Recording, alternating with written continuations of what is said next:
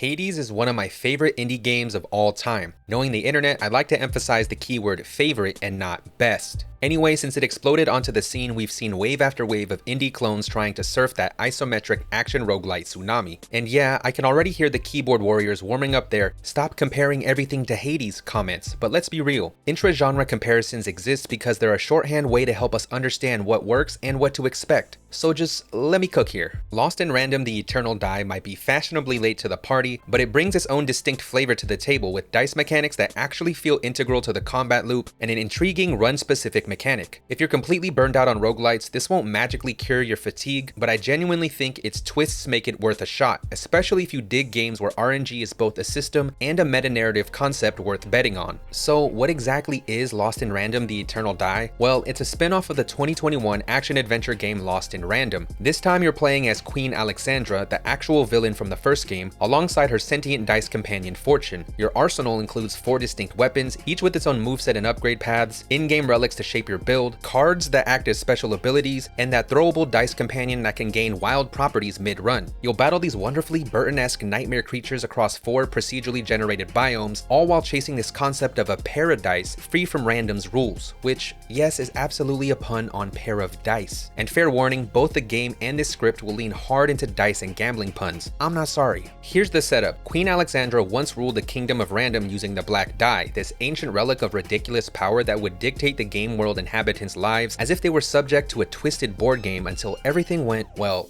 dicey. The black die unexpectedly went haywire, her kingdom collapsed, her sister died, and when she tried to destroy the black die, it backfired, literally consuming her. Now she's trapped inside it, face to face with this spectral jerk called Mare the Knight. Get it? Nightmare? Swearing vengeance on him. It's a classic heel face turn trope. Former villain seeks redemption by hunting the bigger bad. Now, straight up, the core story isn't winning any awards for originality. If you're craving a narrative-driven masterpiece with some depth to it, you'll probably walk away underwhelmed. But here's what kept me relatively hooked: gradually uncovering Alexandra's past through environmental snippets and NPC dialogue. Learning how she treated her subjects poorly or simply ignored their suffering adds some layers to what is otherwise a cardboard cutout redemption arc. The story doesn't dive too deep into its themes, mostly using NPC conversations as lore delivery systems, but the NPCs themselves are legitimately great. We're talking unique personalities, witty dialogue, and surprisingly stellar voice acting across the board. You can tell the actors had a blast chewing the scenery. I rarely laughed out loud, but I did catch myself smiling every now and then at their deliveries or humorous lines. Perished?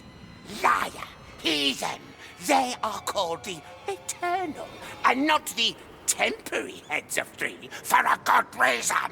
Another thing that adds just a little bit of spice to the story is the fact that you can complete favors for the NPCs as well, mostly fetch quest variations that reward you with an item called a Shred of Hope. Collect all those from every NPC possible and you unlock an alternate ending. It's a nice incentive even if the quests themselves are pretty basic and can be completed in a shorter time than you might expect. Alright, let's get into the meat of it. First of all, the game feels fantastic to play. Animations are snappy, controls are responsive, and the pacing of runs never made me feel like I was grinding for the most part. That said, if you're suffering from roguelite burnout, even not too grindy might feel like a slog, so take that with a grain of salt. You've got 4 weapons: sword, lance, bow, and great hammer. Each has 4 upgrade paths that meaningfully change how they handle, like restoring HP after finishing combat encounters when wielding the sword, or giving your hammer increased enemy stagger potential, improving your ability to nearly stunlock a regular enemy. They all feel satisfying to swing, though I'll admit I leaned hard on the bow and lance. The bow's range lets you kite enemies safely, stacking the odds in your favor, while the lance's luck-based buffs, such as higher crit chance or a chance to multicast proc abilities, suited my aggressive playstyle a lot more. Both the lance and bow helped me get to the final boss way more often than either the sword or hammer ever did. The sword, while quick, didn't feel like it had any impactful upgrade path choices, so I didn't choose it often. The hammer definitely hits like a truck, but demands surgical positioning because its wind-up and charged attack can leave you wide open. My only real complaint is that once you've seen all the upgrade paths, the weapons start feeling samey a little too quickly. They all share identical basic combos and charged attacks unless you choose the path that directly alters them. Otherwise, there are no parries, enemies, no alternate fire modes, and no interesting crowd control options. After around 10 hours, I was craving a little more mechanical depth and variation. Cards are your special abilities, of which there are 15 total. You've got things like ricocheting poison daggers, slow tracking fireballs, or high crit throwing cards. Some are fantastic crowd clears, while others melt single targets such as the elite enemies or bosses themselves. But it felt like there was a lack of option variety, with a few that felt somewhat underwhelming to use, like a couple of the poison element options or ones with weak crowd control effects. I'd instantly swap whatever I had for frost related abilities, especially the frost tornado or whirlwind, since slowing enemies to a crawl is stupidly strong, and if you build for it, you can get their DPS to reach decently high numbers. I think it would have been cool if the card abilities could be altered during a run, where there are versions that have slight variations of their core mechanics on top of how relics and the relic board system work. Speaking of the relic system, these mid-run items that grant passive buffs are the game's secret sauce. For example, one relic regenerates your card energy passively over time, another makes frozen enemies release homing icicles on death, and some can add effects to your dice throw, such as one that casts a powerful blizzard whenever your dice throw rolls a 6. One of my personal favorites makes enemies afflicted with the cold status emit chain lightning to other enemies in close proximity. And here's where it gets a little more intriguing. Relics have colors: red for weapon damage, blue for dice effects, green for luck and luck-related effects such as multicasting, yellow for card damage and effectiveness, and purple for elemental damage. You slot them onto a board, and matching 3 or more of the same color boosts that stat by a certain percentage, but those relics lose their color afterward. The catch is that you can't rearrange them. If you slap a relic down, it's locked unless you overwrite it with a new relic. This created so many tense moments and bouts of strategic planning. Do I ditch this near perfect card-related yellow relic for a mediocre blue one to complete a match, or do I gamble on finding a better weapon-related red relic later? Sure, sometimes RNG dealt me a bad hand with 3 useless choices, but more often than not, clever relic replacement choices could salvage a run, since I often found my mistakes were more related to a lack of proper positioning or lack of learning to reel in my aggressive attacks. Some people may hate that level of unpredictability, but I didn't often find myself cursing bad relic rolls as much as I did personal mistakes in combat or lack of environmental awareness. In other words, a skill issue. The blessing system is your standard meta progression mechanic. It works identically to Hades' Mirror of Night. In the main hub, spend pip dust collected during runs on permanent upgrades, choosing between 2 options per slot, with 12 total slots equaling 24 total choices. For example, one blessing gives you extra max HP, while its alternative makes health shards heal a little bit more. Another blessing either temporarily boosts weapon damage after dashing or increases your dodge chance after dashing. A few felt mandatory. I always took the max HP over more healing and the dash damage boost over evasion, among a few other must-haves, but most lacked that game-changing impact that I'd come to expect from other games in a similar vein. On top of that, the range of selections just left me feeling like there needed to be just a bit more, even if it was simply 3 more slots of 2 blessings each for a total of 30 choices instead of 24, or the blessings would need to feel impactful enough that they justify the small selection.